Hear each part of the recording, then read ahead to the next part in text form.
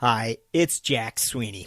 As our listeners know well, we spend quite a few hours speaking to CFOs about how they're allocating their time and building their finance teams, as we try to reveal better how the role of finance is evolving inside organizations. We're not alone, of course. Technology developers are keenly aware of this evolution underway. And that's why we're happy to catch up with our guest, Grant Halloran, this week. Grant is, of course, CEO of Host Analytics, which this week is rebranding as Planful. Now, when a company as keenly focused on the finance function rebrands, it says something about that evolution underway. So, Grant, if you don't mind, let's begin there. Why Planful? Why at this place and time? Yeah, thanks, Jack, and hello, everybody. Thanks for joining the podcast. It's a really big milestone for our company. As you mentioned in the intro, we've rebranded the company to Planful, Planful, from Host Analytics, and there's a couple of reasons for that. But the biggest one is that we feel that the market is really at a stage right now where cloud planning platforms or financial planning and analysis, FP&A platforms, have really taken off in terms of adoption. And we have a vision which is all around continuous planning. So there's, and I think we'll get to explain that a little bit today. But for me, the biggest reason is that I like a business name to connect with the primary audience that we are serving, and that is financial planners inside companies, right? The FP&A teams. We obviously have users from the broader office of the CFO, but our primary audience is the financial planning team. Now, everyone in the business today does analysis, but the superpower of those people is planning. So we felt, some of the research we did, that this name Planful was going to resonate with them. And I might just point out to the audience, it's not a commonly used word, but it is actually a real word, Planful. And it means to be rich in plans and to be systematic and methodical, and that very much resonates with the folks that we serve. So we're super excited about it, and we're looking forward to rolling that out in the market in the weeks ahead. Grant, one of the phrases I've heard you use and different FP&A professionals use to highlight some of the challenges they face is planning gap.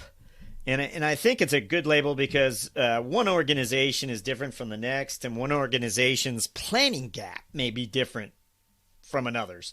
But there are some commonalities here when it comes to the planning gap and what contributes to them. What are the contributors to the planning gap in your mind? Yeah, it's a few things, Jack. So firstly, if we look at some of the symptoms of companies that we see in terms of, symptoms we see that are pretty good signals that they need our platform. The first is that a lot of the businesses operating their planning and their financial decision making in silos. So departments are not working together. They don't have connection between the data between each other. Those numbers are not freely flowing to each other. So the first thing I think, if someone's listening on the podcast, you think about doing a traditional annual operating plan, a corporate planning process.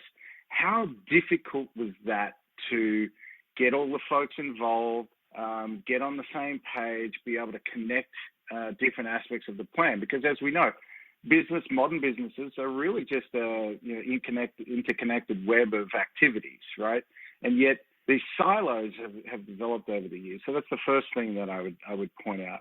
The second is that cycle times are too slow. Now, I hear this all the time. I mean, you ask anyone in business, like, are you fast enough? But very, very specifically, when you talk to folks that are involved in planning processes, I just say it's just too slow. A lot of our folks that we work with, their planning annual planning cycle might take 4 or 5 months. And that's just outrageous in this dynamic business world that we operate in. The final thing that I would say is that the FP&A team, another really big symptom here is that if the FP&A team still feels like they are service providers to the business rather than empowering the organization with data and the technologies to deliver that data in a more ubiquitous, high-frequency fashion.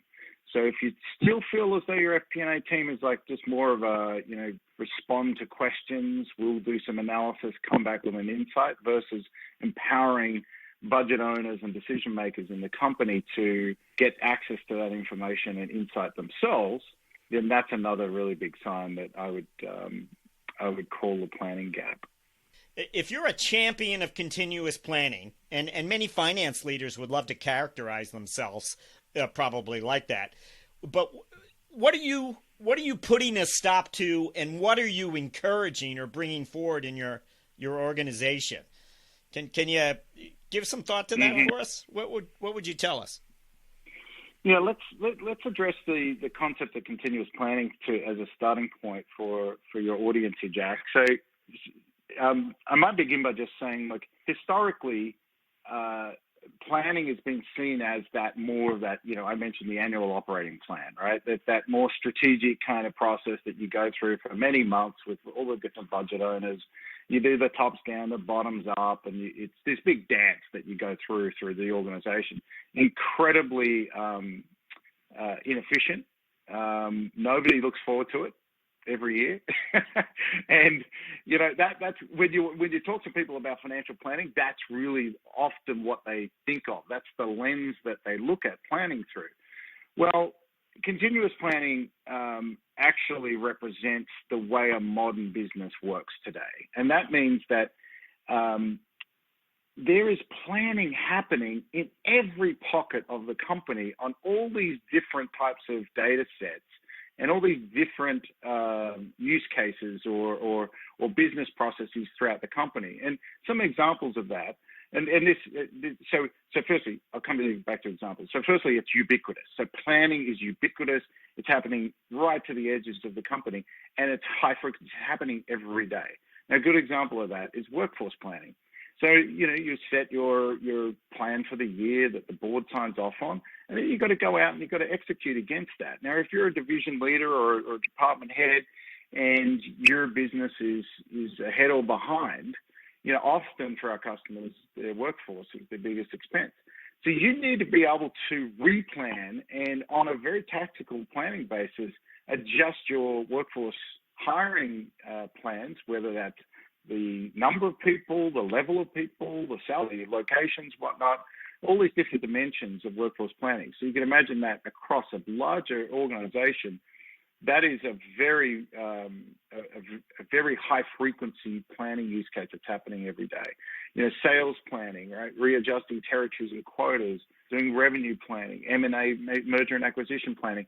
So this is the first thing to understand is continuous planning is a representation of that broader lens in which all of this planning is happening across a company. The second thing I would say is that folks have got to understand that planning is an amalgam of decisions. At the end of the day, that's really what it is. A plan is an amalgam. It's a manifestation of a whole bunch of questions and decisions that are made as part of that process. So, I think I often talk about we are a planning and decision-making company. That's what we're trying to help people do. And that's a very, very important distinction for people to understand. So it's not just about answering questions for people. If you're in FP&A, back to your question about, a leader, what they would do is have a vision of how you can provide strategic capability to the company that help them make financially smart decisions. And as part of that vision, that's all about planning as well. And then, look, the final thing I would say, just in the interest of time here, is that we've talked a lot about maturing capabilities in an organization. The smarter CFOs and heads of finance that I talk to, they see themselves as strategic partners to the business. They see themselves as elevating the financial IQ of the whole company, right? And that means doing the things that we just talked about. So that's a really nice vision that I would suggest to heads out there, heads of finance and CFOs. Think about how you elevate the financial IQ of the whole company, and that means technology and data and training and empowerment of all of those folks so that they can democratize that planning process, help them make faster, easier, more frequent decisions on their business. Well, but what is it in your observation, Grant? What is it that's preventing certain finance teams from more quickly embracing and realizing the fruits of continuous planning? Mm-hmm. It starts with that vision that we talked about. So being a capabilities elevator, like empowering the organization. So starting with that vision, right? Because if you don't have that vision and as the leader, you want to commit to that and embrace that, then it's going to be you can't bring anybody along with you, right? So start with that. The second is redefine the modality in which your team operates, right? So if you are in a kind of question answer type mode where your finance department is operating in a little bit of an historical kind of mode or legacy mode where the businesses come to us and they ask us questions and then we just give them answers, and we have SLAs with them. You have to recognize that that's an old working modality. So how do you change that? The first thing you do is define what the new behaviors look like. Now, I have seen, and I highly recommend this, and we do this inside our own company here at Planful, we send our finance people out to the business. So, finance people, there's always liaisons out to the business units, right? We send our finance people out into the business units to learn the business, right? So we want them to spend at least a week, a year, they're shoulder to shoulder with those department folks. And a good example is a modern software company has a very sort of scientific approach to its marketing and sales, and that is highly technology driven. We're doing a lot of digital marketing, Jack, right? So you get these digital signals. So there's a lot of data and there's a lot of instrumentation, there's a lot of tracking and all of that. And it's a very complex environment. I mean, often these companies have 30, 40, 50 different types of systems and they're integrated and so on and so forth. So how on earth is an FP&A liaison into that business unit going to possibly help them if they don't understand the business? So that's go out and do that. Empower that team and give them the resources and the time to learn what their business partners are doing. The second thing that comes from that is they then earn the respect of the business unit. So when they say, hey, you know what? Knowing your business, knowing the sorts of objectives that you guys have and the issues and challenges that you're working through, I would like to suggest that we empower you with some additional data and, create some new views on that data. And, we're leveraging some new technologies that will enable that data to flow to you on a more frequent basis.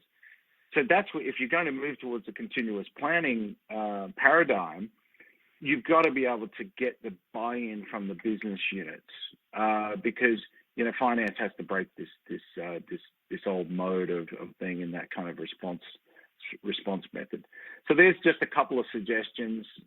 We've seen, the other thing I would just say is hiring folks in finance that have business orientation, like MBA degrees. And you're seeing this more, and you're an expert in this field, Jack, I know, but you're seeing this more and more with CFOs that are coming from more of the general management business backgrounds, more of the finance side of the house, investment banking, those types of backgrounds. They've gone to business school to do general management studies. This is really important to take that idea and I think cascade it down to lower levels inside the finance department. Okay. I just wanted to touch on fast growth firms with you.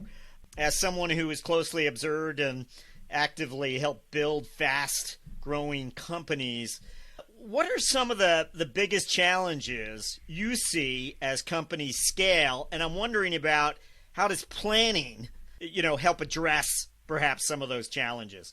Mm-hmm. Well, I'll come to the last aspect of that. I think the first, in my experience, I've been building a lot of companies over the years, and really excited to be leading the Planful team here.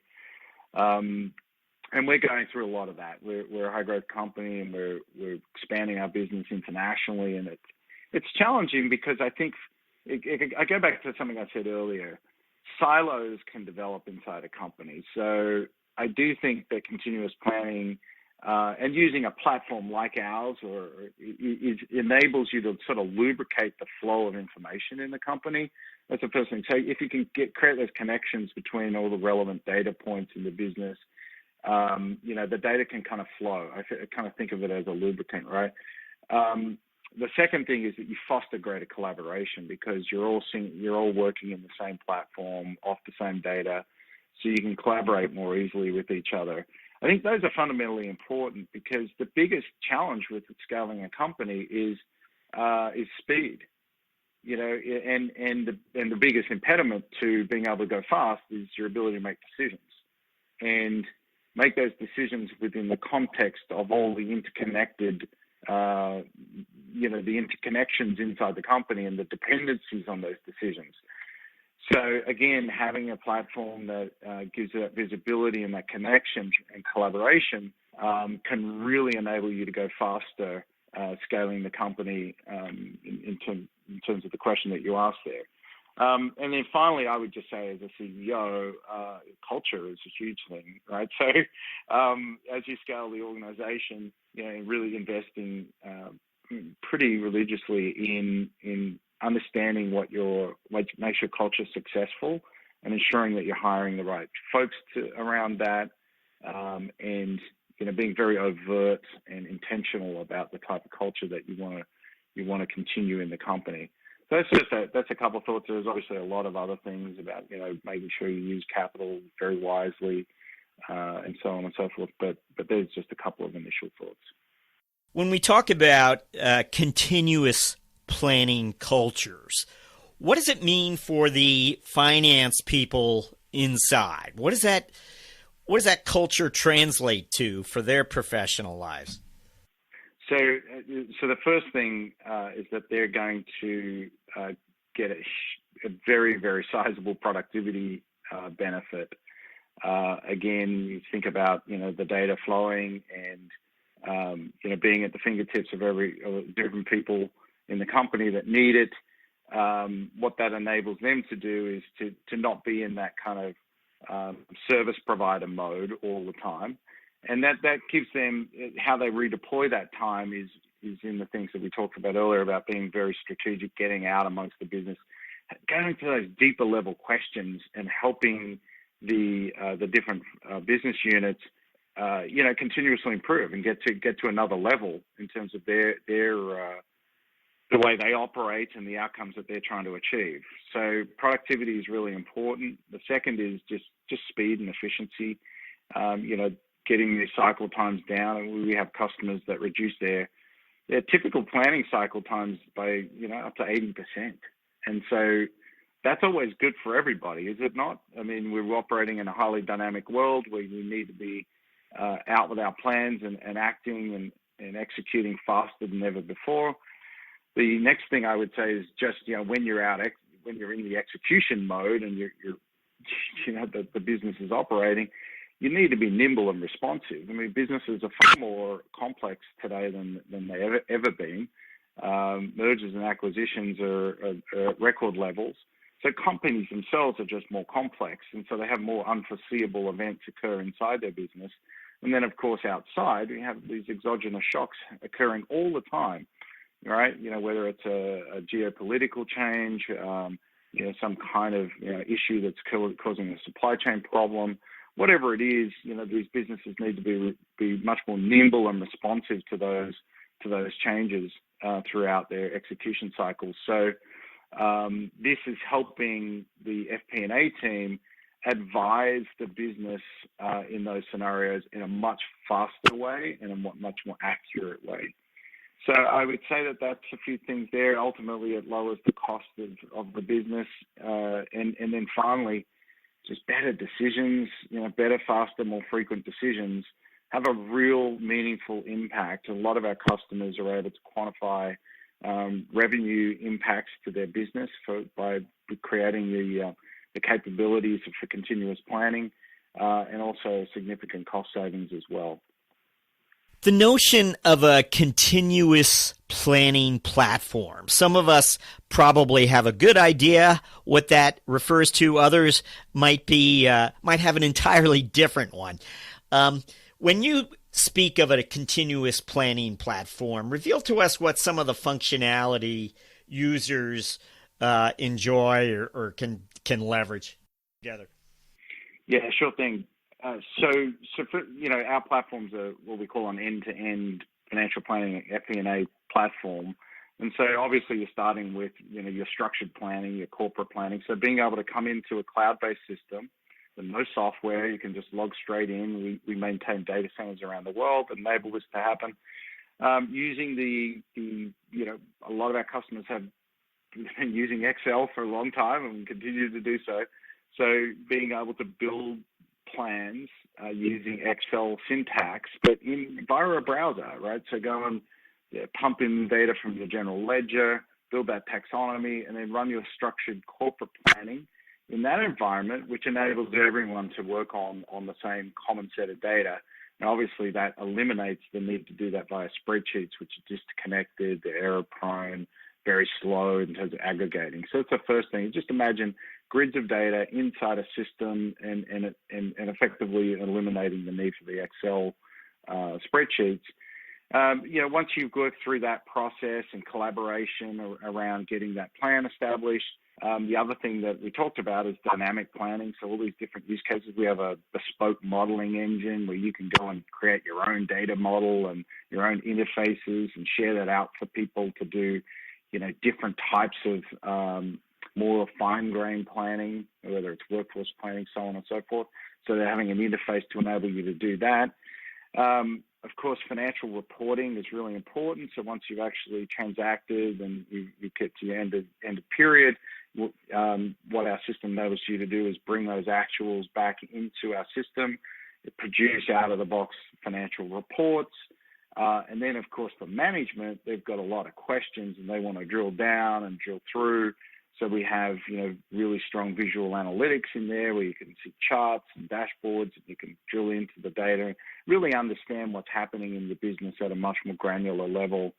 So it's very much a full end-to-end process. The other final thing that we have, which is a great value add in our system, is we enable consolidations and a lot of actuals adjustments to happen inside the Planful platform. And what that does is that just enables you to close the books faster, which, again, as part of the whole narrative and vision of continuous planning, is you don't want to be stuck in that hiatus where you can't share out the actuals and the variances to the business. So the faster you can get that process done and close the books, the better it is for you to be able to, in terms of speed, to get that information out to the business so they can replan and reforecast and make new levels of decisions. So it's about speeding it all up, managing that whole. And Jack, we have some customers have thousands of users doing this inside our platform, down to smaller customers with tens of millions of revenue that may have 5, 10 users. So the platform is very scalable, very user friendly for all different types of businesses, regardless of their industry and the size. Okay. Well, we've been speaking to Grant Halloran, CEO of Planful. He wants your FP&A team to be an empowerment team, not a service desk. Grant, thank you for being with us.